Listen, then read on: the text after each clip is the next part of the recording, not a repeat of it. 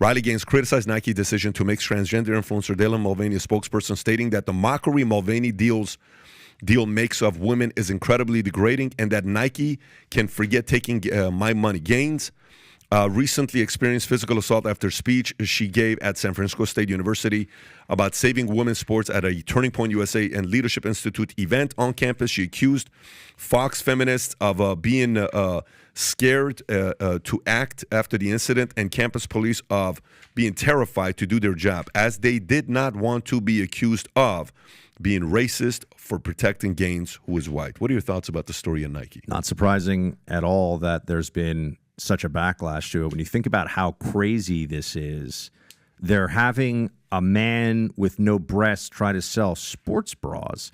But more than that, which you would just think the basic physics and physicality would matter more. The bigger point I think you're seeing is what I've been saying on the show for a long time. People understand transgender.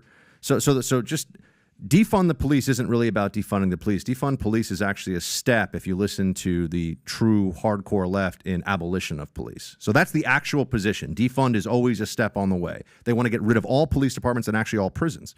So it's crazy, but that's the belief. The real belief of transgenderism is not that these are people who, are deserving of dignity and to be treated. That's a given, right? Any moral person is going to treat a person with dignity and kindness and have the full protection of the law. And their position isn't just to be polite to them. This is a woman, indistinguishable in all facets, in every way from other women. They are demanding that you obey and believe a lie, an obvious and objective lie, and anything short of your belief in that lie will always be unacceptable. This is why they have the men can get pregnant too, and men can menstruate, and all these things. They're not just saying this because they're trying to create language that's confusing. They're saying it because a man with a penis, through transgender ideology, and it is not about people who are intersex, it is purely about a psychological state, can become fully female. And I've even said this to Clay. They've started to say, if you are a heterosexual male and you are not attracted to transgender people, a transgender woman, for example, you are transphobic. That has started to happen because that is actually so guys, I'm sorry I've been so emotional today. I just got my period. And, things. Thank God I just got a Tampax sponsorship. Thank you for that. I look at this, and this is where I came from, the world of sports. And this, to me, is something that sports is the ultimate meritocracy. It's the best man or woman. And so you guys know, you were at the UFC event, right? We have weight classes in UFC. Mm-hmm. If you play high school sports, the biggest high schools don't compete against the smallest high schools. I coach 12-year-old youth basketball and baseball. If I suddenly showed up with a 16-year-old to play, everybody would say this is ridiculous. This is a 70-30, 80-20 issue. And I think this is an example of something where I said the goal is normalcy. This ain't normal. Okay? And they're trying to make it seem normal. And this, I'm sure you guys have seen it. You know from a marketing perspective. If Nike was making... See, this is where Kaepernick ties in to me with this story. Colin Kaepernick was the first person in sports that Nike hired and tried to give an endorsement deal to that was not elite in his sport.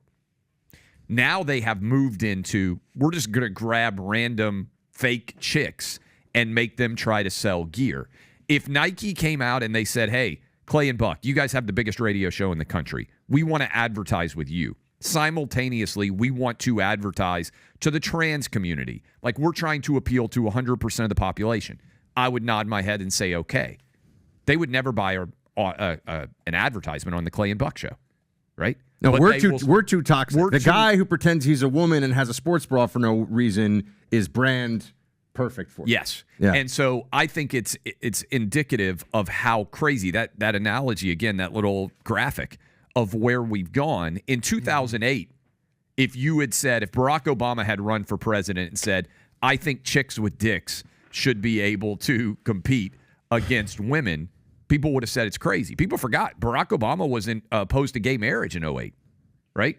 He ran on... The videos everywhere. You can find the interview. He ran on, we should never change the marital standard. It's crazy. That's just 15 years ago. Yeah. 2008, you want to blow people's mind. 2008 Obama would be a Republican campaign now. On many issues, 2008. Clay says that. I always say that's not true. 2008 Obama on like a few issues would be a Republican because the left has gone campaign. so far left. So if you like this clip and you want to watch another one, click right here. And if you want to watch the entire podcast, click right here.